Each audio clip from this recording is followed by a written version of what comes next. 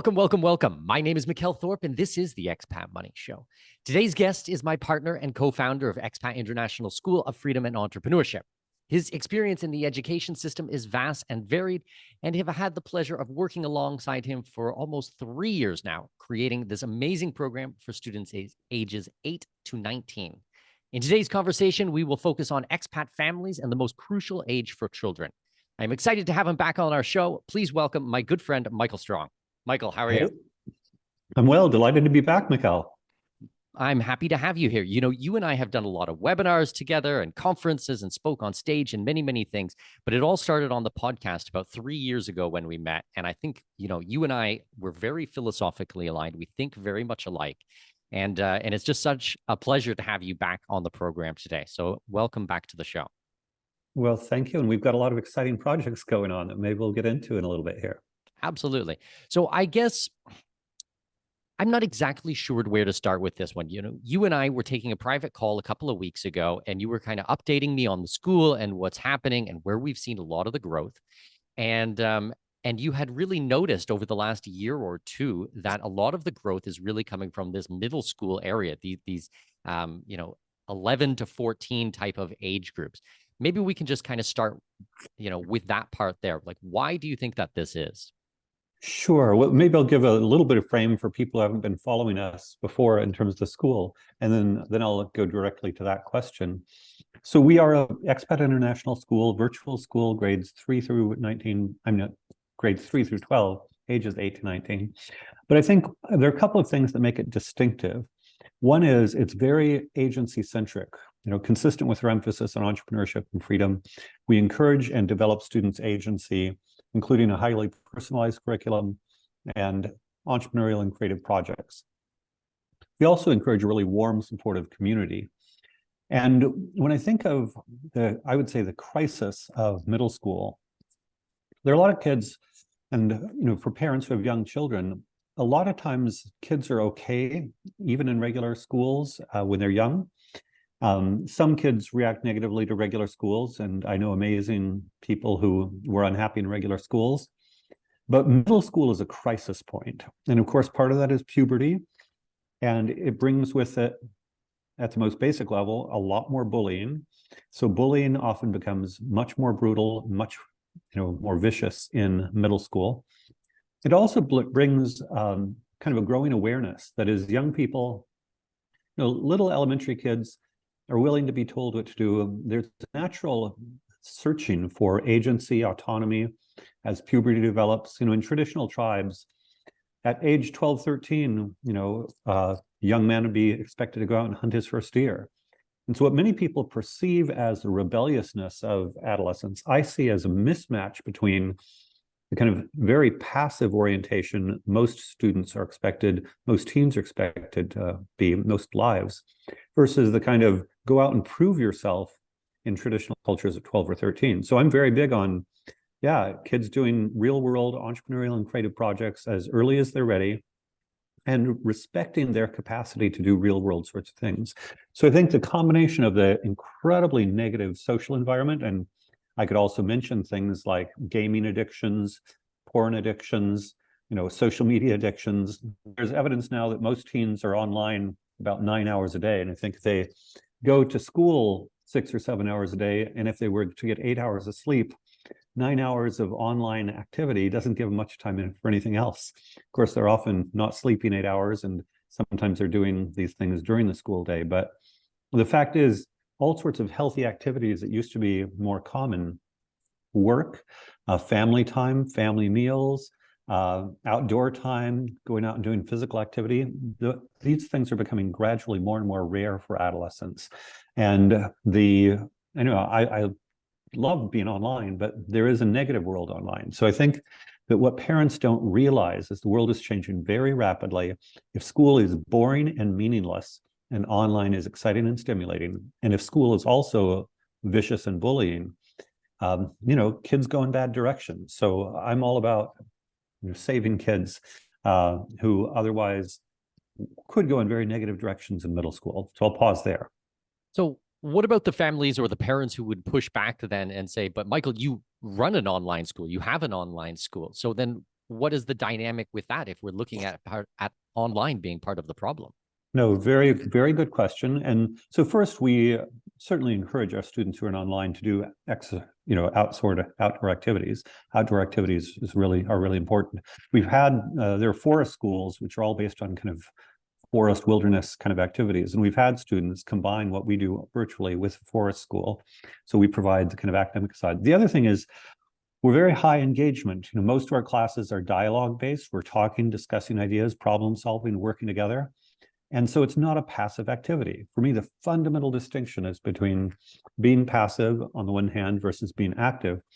And we also are developing healthy, positive peer relationships. Sometimes our kids do mean things to each other, get on each other's cases. One thing about being high touch, 15-to-1 ratio in classes, every student has a mentor they meet with every other week.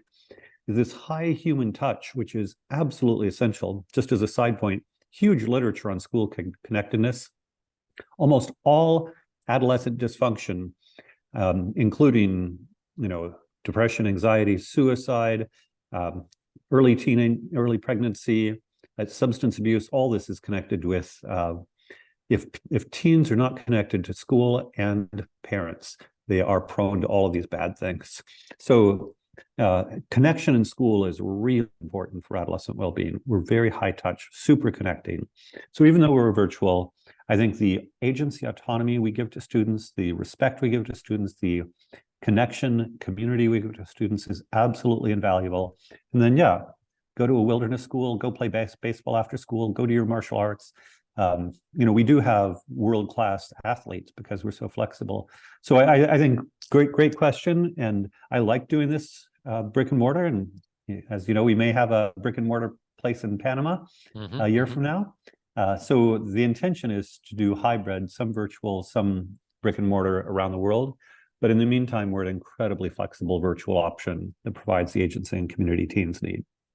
Well, I think that it's also interesting, or maybe interesting is not quite the correct word, but I think it's also important that people understand our program, Expat International School. It is not a video program. This is not YouTube videos that they download and watch a curriculum. It's not only one directional. Actually, everything is going back and forth. There's a lot of peer interaction. There's interaction with the guide in the program. So it's not just consuming content or just passively receiving. You actually have to participate throughout it. And I think that that is one of the most amazing pieces of the program, because when you compare it to a traditional homeschooling course, that is often what you get. It is, downloaded video programs, and maybe they're a year old, maybe they're 5 years old, maybe the things are not relevant, and they certainly do not speak to your child's individual learning ability. No, that's a really great point. And basically, you can learn anything for free on the internet right now. There are an infinite number of free resources to learn anything, and some of them are very good. For instance, we have a Python course where we use Python for Everyone, a great free online curriculum. And if your child can sit alone in their room and get huge value from free curricula and don't need human connection, okay, but most kids really need the human connection. And our human connection is not merely socialized, and it is thinking and discussing ideas together. It's all interactive. 15-to-1 thinking, talking about ideas in Python and math, problem solving, figuring it out, arguing about how to solve it, helping each other solve it. So what really is needed, in my view, given that there's an infinite free curricula, and I'm tempted to say almost all young people need a community, a positive community of learners. And we are experts in providing a positive community of learners with our Socratic guides who help to draw out the students and help shape their conversation to be productive, learning focused, as opposed to some of the things that students might talk about on their own, which are not always productive and learning focused without adult guidance. Well, also, you had mentioned a few minutes ago about high-level athletes and the flexibility that the program allows. Now, I think that this is one of the most attractive pieces of it for international families. We're expats, digital nomads, perpetual travelers. Maybe mom got a job overseas, dad got a job overseas, or they just want a different standard of living or a change of view, let's say. That flexibility really comes in handy with this program. Maybe we can discuss a little bit about the flexibility in the program so people have a full understanding. No, that's a huge value proposition we offer is, first of all, since it's virtual, obviously you can move anywhere. Right now, all our cohorts are based on the US Central Time Zone. So anywhere in the Western Hemisphere, no problem. We do have quite a few families in Europe, the Middle East, and some in Africa. Those, have to be in the evening right now. At some point, we'll have a cohort right there. We also have interest from Asia, and eventually we'll get an Asian cohort. But within the Western Hemisphere, we've got families who 6 months here, 6 months there, 3 months here, 3 months there, or just open-ended. We'll go to Costa Rica and see if we like it or not. We also, as you say, have world-class athletes who they may have miss a lot of Fridays because of tournaments or races or competitions, whatever. And we can accommodate that. Everything we do is so personalized. The social engagement is important to do regularly, but beyond that, students do math at their own pace. They can do 2 years of math in 1 year, half year of math in 1 year. It's so personalized. Everything is about what's best for your child.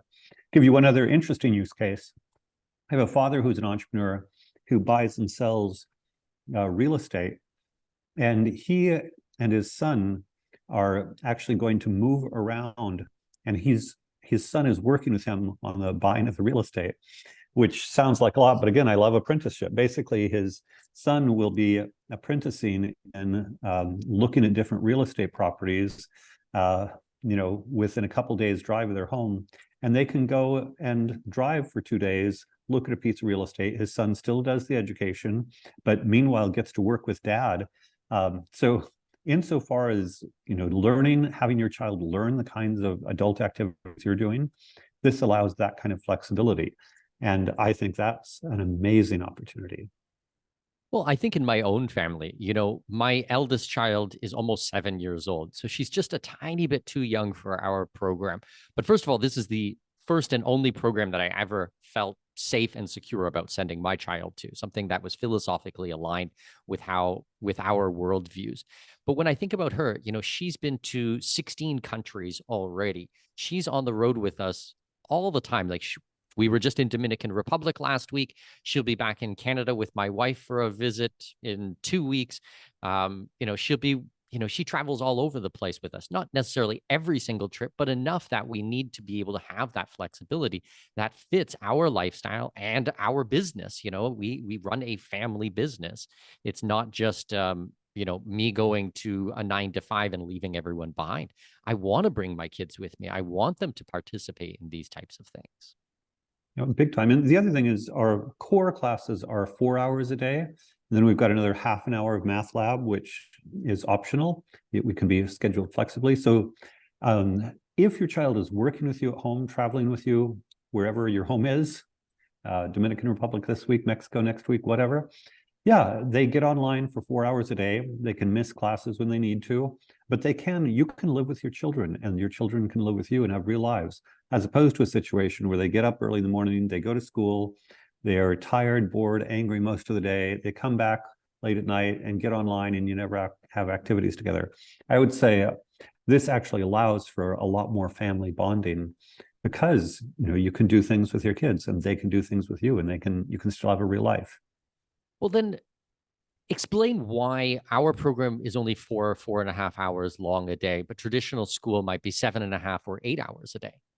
Well, to start with, I would say most time at most schools is crowd management, classroom management. I would say prison guards, or basically there's a lot of time spent going from this class to that, getting started again, and so forth. So our classes are 4 hours or 2 2-hour periods that are both long, serious, and deep. And the other thing is, any content transmission, the kids can watch videos, they can read articles, they can do things outside of class. The only time to be together is not for the content transmission, which is out there.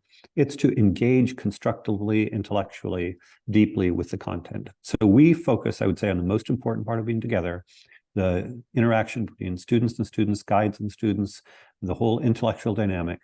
And then, they can go and get the other work done outside of class, and they don't need to have their day constrained to do all the, I would say, silly rituals a lot of schools force kids to do. Well, and I would also say that with focus, there are diminishing returns. So you can only make so many decisions in a day. You can only be focused for so much time in a day. I know at the end of an 8-hour day, 10-hour day, 12-hour day at work, I'm done. My brain, we describe it in the family like my brain is mush. Like I Mhm. don't want to choose what I'm making for dinner, what we're going to eat tonight, what we have to do, what we're going to watch, what I'm going to read. I am absolutely done. And I'm a growing man. I mean, I'll be 40 in a couple of weeks. I can only imagine, an 11-year-old or something like that with so much stimuli and 8 hours of class and trying to ram things in. And, as you said, herding cats, all over the place, start and stop and interruptions. That's not an efficient or an effective use of anyone's time, let alone a child's time who don't have the skills already in place to be able to manage these things. Yeah, no, there have been a lot of homeschoolers that years ago discovered that just to cover the standard curriculum at school is 2 or 3 hours a day. It's trivial. And really, covering standard curriculum is trivial. But, I would say, and you're right, I think 4 hours of creative, serious intellectual work is a lot, and there's a whole literature on this, on people who do serious focus work. We all have other work, kind of mindless catching up on emails and things like that, we can do another times, but really high quality cognitive work, 4 or 5 hours a day is a lot. And I would say our 4 hours are high octane, serious cognitive work. And yeah, then they have other activities they can do outside. But we're basically optimizing for what to do when we're together and not having all of the herding cats prison management situation.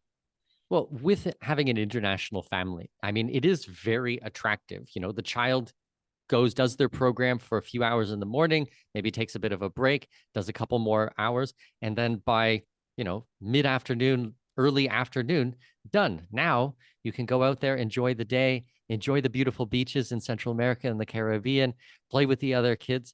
Like there's always tons of activities. My daughter is in love with karate, so she does hours and hours of karate every day. She never seems to tire from it, and she's just learning so fast. And we do all her homeschooling stuff in the morning, a couple hours of reading in Chinese, in English, and in Spanish, and then a little bit of arithmetic. And then the afternoons are karate and piano and going to the park or swimming or these types of things. Lots of kids, lots of other interaction with families from all over the world.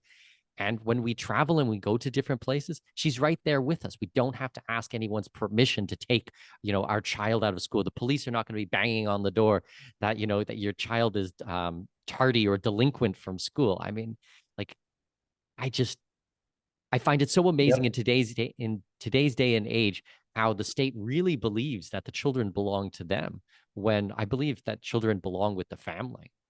Yeah, I completely agree. And ironically, a lot of conventional private schools have that same, I would say, sort of authoritarian orientation. I think part of it is in most jurisdictions, most cities, there are not a lot of competing options. And so private schools can kind of be picky. But as we see more school choice, more school options, more diverse options, parents shopping more, I think we're all becoming, and there is a new generation since COVID, there's an incredible new generation of online educational models, in-person alternative models. And I think we're moving towards much greater customer, choice, customer service. Often when I start talking to a kid, the first thing I ask is, what do you love? What do you care about? And most of these kids have never had an adult ask them what they love and what they care about. It's all about, this is what you're going to do and this is how you're going to do it, that kind of thing. With parents ask if they can take a week off here or there, and like, yeah, no problem. These are your assignments. We can be certainly flexible. And it sounds strange even to brag about it, because a restaurant doesn't say, you have to be here at this time and this is what you're going to eat for dinner. And, it's ridiculous. The rest of the economy is based, or most of the rest of the economy is based on consumer choice, with different providers competing to provide the best experience. And so the way to think about it is, we are part of this new wave of schools that are catering to the customer and trying to provide the customer with a great experience. And I think everybody's going to be much happier when they realize that education should be provided by entrepreneurs working to provide great experiences, rather than imperious bureaucrats, shaming, blaming, attacking, arresting. You're right. People get arrested for not sending their kids to school. Actually, quick anecdote. This will be fun for you. Years ago, 20 years ago, I read about John Taylor Gatto, who's one of my heroes, one of the most important people to read on education. He wrote about two teenagers, age of 13, middle school, who didn't want to go to school in Florida. And the hack they figured out was they registered a private school. They basically created a private school, registered it themselves, and then attended their own school. And they sent reports to this day based on it. And they're just two 13-year-old boys. I thought it was such a brilliant hack.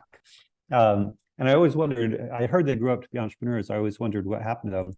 I was actually talking to somebody about, one of my other interests is free cities, startup cities, new jurisdictions.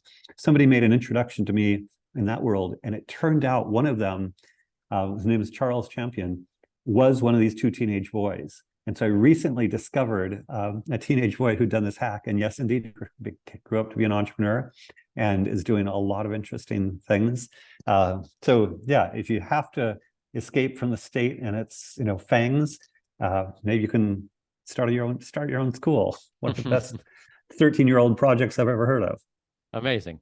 Well, bringing up the free private cities and charter cities, I had lunch on, what was it, Monday or Tuesday with Titus and Alex Voss, Titus Gable and Alex Voss.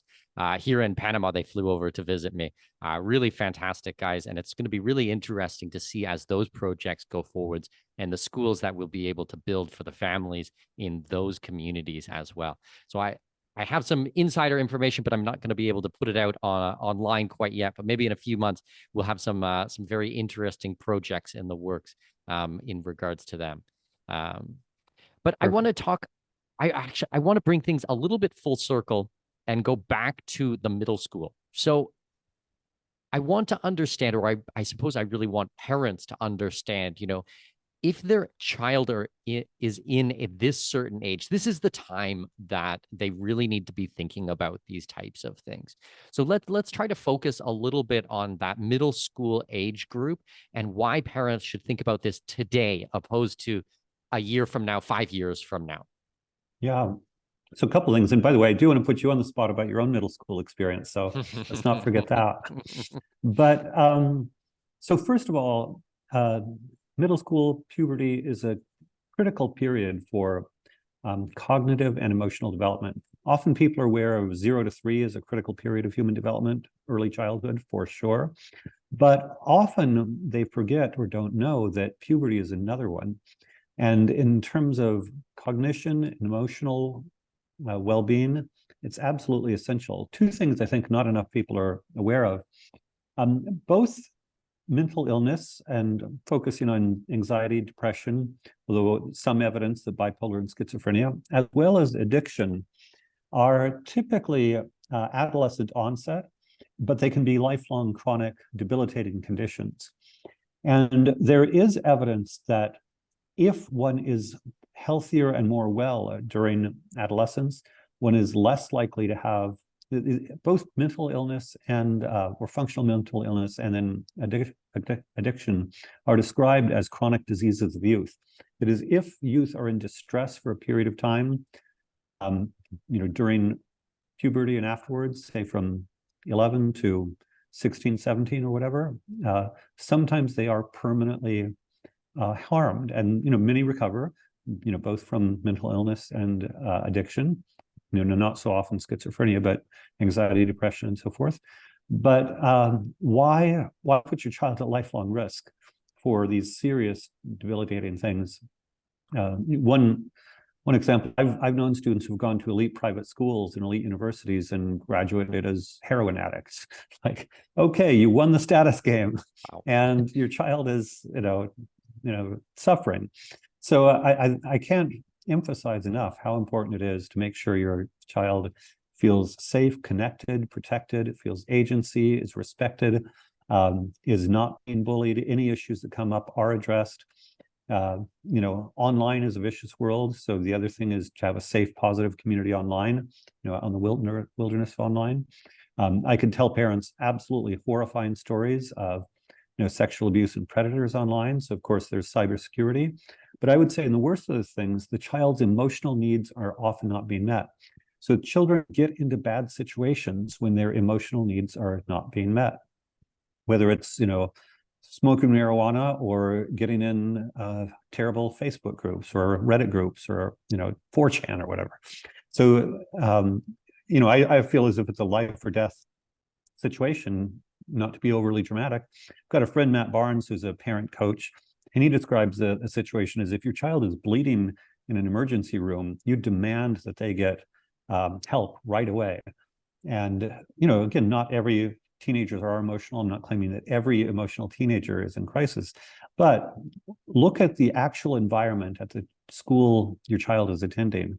Would you be happy sitting in these desks 6 to 7 hours a day?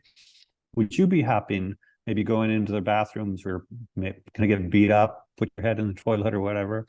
Would you be happy having people play nasty status games to you all day? I mean, I think by any standards of human happiness, you and I have talked about how as adult entrepreneurs, life is fun, rich, dynamic. It's wonderful. And life is wonderful. And from that kind of a standard, if you've managed to create a wonderful life for yourself, why on earth would you put your child into a social emotional hellhole during the most critical periods of their adolescence? And going back, this is one of the reasons I encourage parents to get their children in a better environment prior to middle school, because if you wait till sixth grade, it could already be too late. So enough of a rant. No, it's a do you good want to rant. talk a little bit about your own experience in middle school? Well, I think that most people who listen to my program know that I left school at a very young age. I was diagnosed with quote unquote a learning disability, dyslexia, which is, I don't really think, a very big deal whatsoever, in today's day and age, but 1980s, it apparently was, and it was enough to pull me out of my neighborhood school and single me out in front of hundreds of other children and put me in a class that was the special needs class. And it was a pretty horrendous experience. I mean, all around, like what you had painted a picture of getting, picked on and bullied and, going to the bathroom. And, I got in so many fights. I still, at 40 years old, my nose is broken. One day I will get this fixed, but I've had my nose broken a couple of times from being in fights. I got hit another time. My tooth went right through my lip. I got in a fight another time. My teeth were knocked out at the bottom. I still have dental work to do on that. I was in the hospital. I had concussions. This was all from, grades anywhere from, grade 6, 7, 8, 9 type of thing. And I just absolutely hated it until a point where I just refused to go.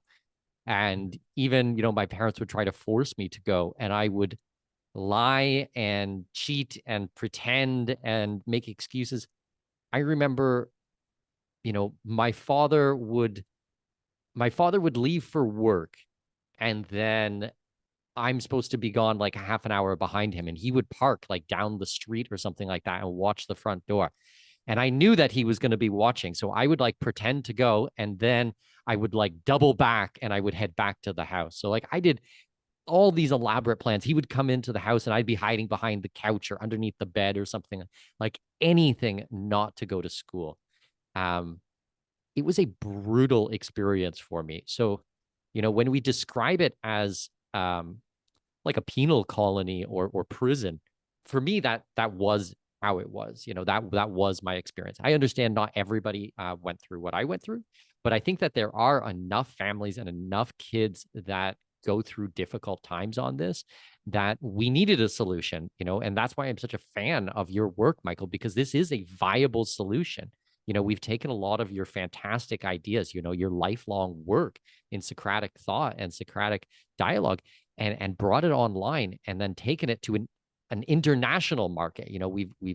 We've taken these amazing concepts and adapted them to international families. So all of my families who are looking for a viable option for their children so that they can go and live their lives as they see fit and explore the world and have an amazing life outside of their home country or their little neighborhood.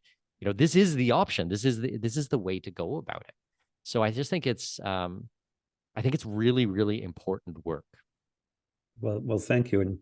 And just before moving on to some other things related to the kind of cool opportunities that some of our kids are getting into, what percentage of the incidents did you report to your parents? I imagine if they were really bloody and bruised, they would know, but I bet you only reported a tiny percentage of what actually happened.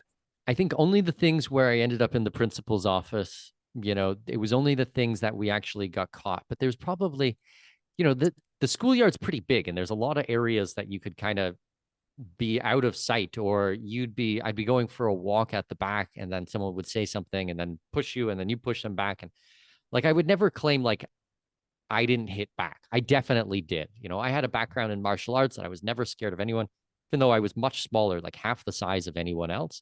I always, would stand up for myself. But it's all the backhanded comments, the way that people look at you, the overall, like, 4 or 5 people on one type of thing. Even if it wasn't a physical assault, a lot of it was very much a mean-spirited, emotional one, because think, so I'm dyslexic. I'm in a special class. I don't know anyone. I'm across town. We take a little white bus, which is synonymous with special eds. And like I said, I'm even now, I mean, I'm only 5'8". I'm not a huge guy by any means. I'm slight build. So it was just like an all-round easy target. But no, I don't think that I think that I was probably very ashamed and thought that it was probably a lot of my fault because I was stupid, quote unquote. And because I was small, and because, that I did not, talk to my mother every day about it, or my father every day, and my mother left to where, like, my parents were separated when I was 12. So then my dad was there at the house, and that was kind of that age as well. So, it was many things at once. But I guess what I'm thinking in part is I think that most kids don't tell their parents even only a tiny fraction of what actually happens. Oh, And guaranteed. so I've known cases where kids literally committed suicide and the parents didn't know the child was being bullied. Yeah. And so this is why my message to parents is, if your child is not thriving, take it seriously. Yeah. Because they're not going to tell you. It is shame. And there is this sort of, attitude that, you're not even supposed to tell your parents, you're just supposed to put up with it. And, you can put up with some stuff. And, I do want kids to be tough and resilient, but every day, the kind of barbarity that goes on while no learning, that's the other thing. If this was the only way on earth to learn something, but there's almost no learning and they're being bullied all the time. Or if not being bullied, it's just a dreadful environment. When my children, they went to a great Montessori school, and then I moved across the country to start a high school, and they had to go to public school for a few weeks. And it was the best public school in Broward County. So this is supposed to be a really good one. But my kids complained. Their mother and I went and looked, and it looked like, Lord of the Flies. Nothing else in the lunchroom. Kids were throwing food and insulting each other and yelling and screaming. And we raised our children up to be focused, quiet, respectful, thoughtful people. And there's just no way that I wanted my kids in that environment. And so we pulled them immediately, unschooled them the rest of the year, and completely happy that we escaped. And my son read a Cartoon History of the Universe by Larry Gonick, learned more history in 3 days of reading a fun book than he would have in the entire year in his boring history textbook. So, well, I think that I it's think also to your point about. I think it's also to your point about the prison system and the school system, because I think that also at that age, you're kind of conditioned that if you speak out, if you told a teacher or your parents or the principal or something like that, then you're a rat. Well, I think that that's the same type of behavior. I don't know. I've never been in prison, but I've watched lots of movies and things like that. And I'm sure that that's something they really don't like. So you're still conditioned in that way where you're not supposed to speak out. Yeah, exactly. And what sane parent would send their kid to JV for the most sensitive periods? Well, you're right. It's not that different. Certainly large public middle schools are Lord of the Flies.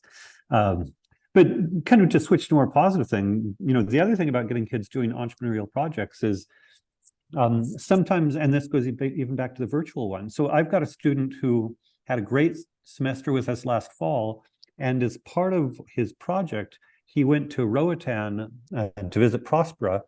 And as a consequence, he met the chief architect there and has now got an internship where he's actually not attending our school for the semester, but he's learning key software tools and is helping with incredible architectural projects as an intern.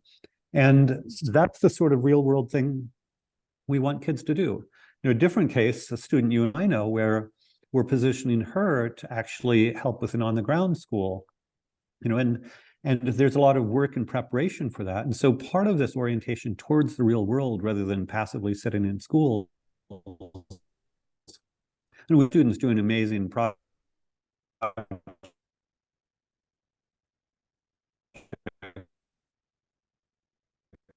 just for other students who are coders, they're doing Replit bounty competitions. I've got a student who's interviewed hundreds of adults around the world and is starting her own software outsourcing company. So this whole real world orientation, again, goes back to student agency. We want them, just like a young man went out to hunt his first deer at 13, we want young people to be taking on real world tasks and achievement. We provide support. It's not just pushing them in the swimming pool, but whether it's an internship, teaching them the initial skills. Something I didn't mention is our Wednesday elective program is mostly digital skills. They can learn software development, video production, audio engineering. We actually have a generative AI course where we're learning how to use ChatGPT and Midjourney effectively. And so kids love digital skills. If they're going to be online, let's have them be creators rather than passive consumers. And so there's this whole transition. I would say it's about a way of being. So one way of being is going to prison-like schools, learning nothing while being beat up. The other is actually becoming an active creator, starting an amazing entrepreneurial life when you are 12, 13, 14, 15, whatever. Well, how are the programs going? Do we have the blockchain program in effect this year, or is that coming in next year? Because I think that's going to be a really important one. That's coming in next year. We advertised the blockchain elective, but only had 3 students interested. So we have to get to critical mass. Yeah. The generative AI course, it started with 7 students, but we're up to 9 students. And so with all of these things, we have to get a critical mass, like to have at least 10 to get a class going. But if it's 7, 8, 9, it looks like it's growing, we'll go ahead and go for it. But yeah, I would say the whole thing, we're at about 160 students total and constantly new students. We've got some students part-time, some students full-time, incredibly flexible. We have the option of continuing with some programs over the summer. And so again, the whole idea is a learning community that provides multiple pathways for your child to do amazing things, and not a top-down, this is what you have to do right now. We see ourselves as professional coaches and mentors to students. And if your child is, I think of them as a young racehorse, let's executives have coaches today. Why not have your child have a coach and mentor and learning community so they can get started now doing cool stuff? Well, the last kind of comparison I would like to make, I suppose, between traditional school or state-run school, I should probably more accurately call it, and our program is the courses, the classes, the content that is being talked about and learned in our program is actually things that are going to be applicable in the future. I find that a lot of the things that are being taught in today are for careers that won't even exist in 10 or 15 or 20 years. So it's this preparing children for something that they will never need in the real world. And, with our example of blockchain and AI and so many of the other programs, I think that is the future, that really is the future for a lot of people. Exactly. And just, because GPT has gotten a lot of media, there's sort of this terrifying, people in conventional high schools and colleges are terrified that students will just use ChatGPT to cheat, and student essays are over, they'll just cheat all the time. Couple of things on that. One, writing is an important skill, communicating is an important skill, organizing one's ideas will always be important. There are a number of verbal skills that are super important, and ChatGPT does not eliminate those. So on the one hand, simply Socratic dialogue, thinking, talking, arguing in real time in person, you're not going to cheat. You don't want to cheat. It's fun and interesting, and you're developing the ability to think about ideas and organize them. But two, that's an essential prerequisite to writing essays. So when we talk to our students about ChatGPT, they would say, but we want to say our essays, our ideas. They've just been arguing with their friends. They've been developing their essays. To have ChatGPT write it for them without their input is not fun or interesting. That said, in our ChatGPT class, they're looking at, hey, ChatGPT can provide a first draft, but then we have to really hone in on the revision process because the first draft is mediocre garbage in a certain sense. But if they have a distinctive point of view, then they have to rewrite it and put their point of view in. But there was a good article I read called Autocomplete for Everything. And that's perspective was, instead of thinking of AI, generative AI, as replacing human beings, just like autocomplete, sometimes autocomplete makes embarrassing gaffes and you send a chat to somebody, like, whoa, you idiot, that was horrible. But it's also convenient. Type 2 letters and all of a sudden you get a phrase. Likewise, one way to think about ChatGPT is you write, a prompt and it writes a draft of an essay, and then you can go in and write a thoughtful, deeper, more nuanced version of your perspective. And so it's just an autocomplete that needs to be refined and corrected. But as such, it can leverage our work tremendously. Our digital marketer is using ChatGPT to accelerate his productivity in marketing all of the time. So you're exactly right. The whole world of education was designed 100 years ago. Because it's state-run, it's mostly static, pretty modest changes over 100 years. But every year, its obsolescence is accelerating. And so, yeah, I have 2 grown kids, but if I had young kids, I would no way consider putting them in a conventional school, unless I had no other options. No, that makes perfect sense. Without getting into exact numbers, let's say, I just want to understand, or maybe more accurately, I want my audience to understand kind of the difference, because I think that so many people are used to education being free, or they think that it is a God-given right that everything should be free in the field of education. First off the bat, this is not a free program. Michael and I are both entrepreneurs. We're doing something to provide value to the marketplace, very high value. I would like to kind of get your perspective, or possibly what you say to parents who ever push back on the price points for our programs. Sure. I mean, first of all, going back to what I earlier said, if it's a matter of life or death, duh. And years ago, 20 some years ago, I was doing a Montessori middle school in Palo Alto, and we were $18,000 a year. And I'd see parents complain, but they drive up in a $100,000 car, probably $150,000 car today. They'd live in a $1 million, $2 million house, probably worth $4 or $5 million today. And okay, complaining about 18,000. So our price points at Expat are $15K for the full accredited high school, $12K for the full elementary and middle school.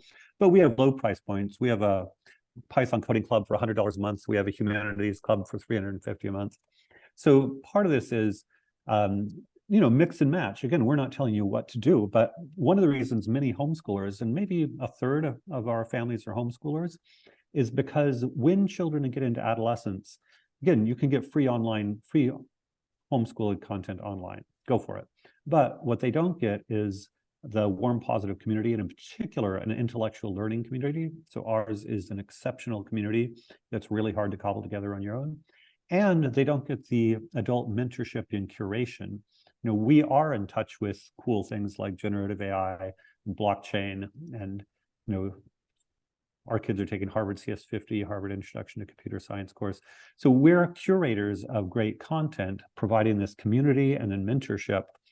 And yeah, if you can do it for free on your own, go for it. But I think many parents who are serious about their child's education and realize, public school is dangerous garbage for many kids, then they either homeschool for free, but quickly realize, no, it's nice to have help.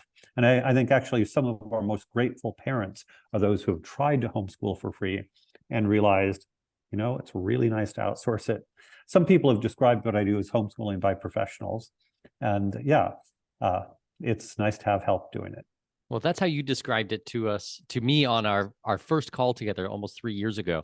And that really spoke to me a lot, because I would consider myself a homeschooler, a homeschooling family. I've been saying I was going to homeschool my children since I was 12, 13, 14 years old, something like that, long before I ever had children. I knew that I would never send my child to a state-run school.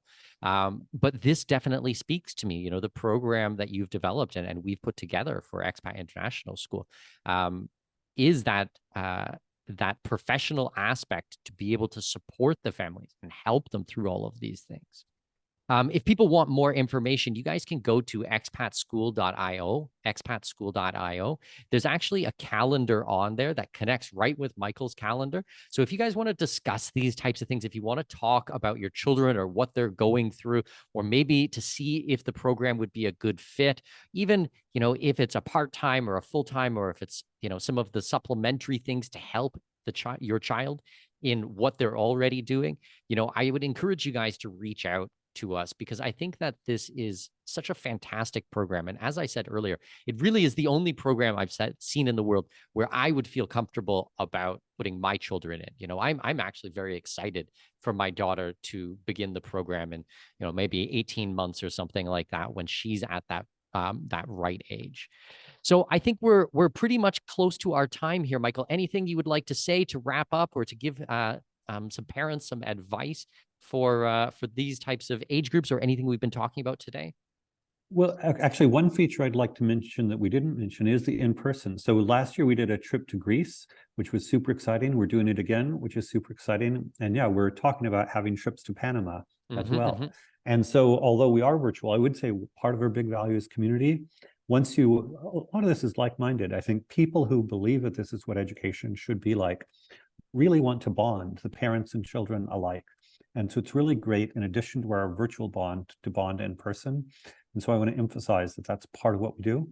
In terms of parents interested in following me, I'm very active on Twitter, LinkedIn, and Facebook.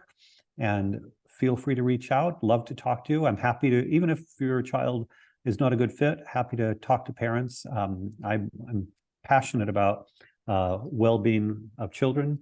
And I know that you can be a world-class success in a non-traditional route. So any parent who's interested, please reach out to me, and let's help your child have an amazing life. Well, amazing final point, because you're absolutely right. Here at Expat Money, we are all about community. I have another business partner, Michael, you know him, Patrick. We are building a physical community here in Panama. Details will be coming out over the next couple of weeks.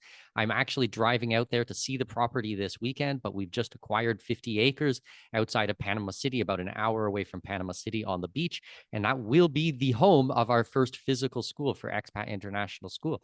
We've got, I don't know, a half a dozen families here in Panama who are already participating. The kids are participating in the program, and we're excited to grow that and have a real life place in person that the children will be able to meet up and spend time together.